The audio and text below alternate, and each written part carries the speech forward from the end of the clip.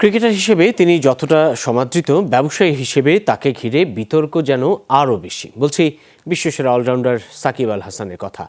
Share কারসাজি দায়ে আজ তাকে 50 লাখ টাকা জরিমানা করেছে পুঁজিবাজার নিয়ন্ত্রক সংস্থা বিএসইসি। একই দোষে দুষ্ট তার company Monarch Mart, business partner Abul Khayer Hiru সহ মোট 7 ব্যক্তি ও প্রতিষ্ঠান।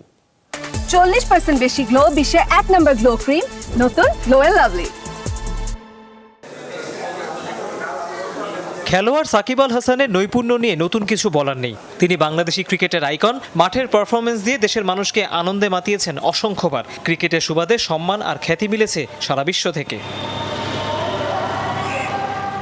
কিন্তু এই একই সাকিব ব্যবসায়ী হিসেবে বড্ড বেমানান। বেনিয়া হিসেবে নাম লেখানোর পর থেকেই বিতর্ক তাকে ছাড়ছে না। ম্যাচ ফিক্সিং আর বেটিং থেকে শুরু করে অর্থ পাচার, পুঁজিবাজারে অনিয়ম, এমনকি স্বর্ণ চোরাচালানের অভিযোগে সংবাদের শিরোনাম হয়েছেন বারবার।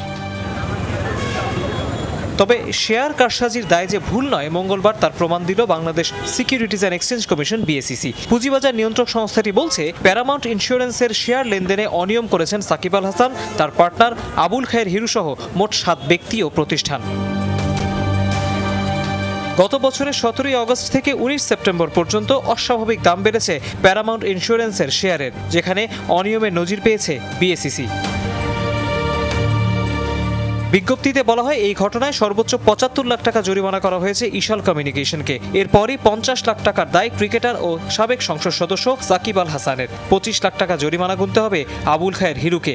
এছাড়া আবুল খায়ের হিরুর বাবা আবুল কালাম মাতলুব, হিরুর মালিকানাধীন প্রতিষ্ঠান মোনার্ক মার্ট সহ আরও এক ব্যক্তি ও প্রতিষ্ঠানকে দোষী সাব্যস্ত করেছে বিএসইসি। এর আগেও সাকিব আল হাসান ও হিরুর বিরুদ্ধে শেয়ার বাজারে কারসাজির অভিযোগ ওঠে। তবে এতদিন সাকিবকে কোনো জরিমানা করা হয়নি, উল্টো তিনি ছিলেন বিএসইসির বিনিয়োগ শিক্ষা কার্যক্রমের দূত। আগস্টে রাজনৈতিক পালাবদলের পর সাকিব আল হাসানকে বিশেষ দূত থেকে বাদ দেয় বিএসইসি। তৌহিদ হোসেন, যমুনা নিউজ, ঢাকা।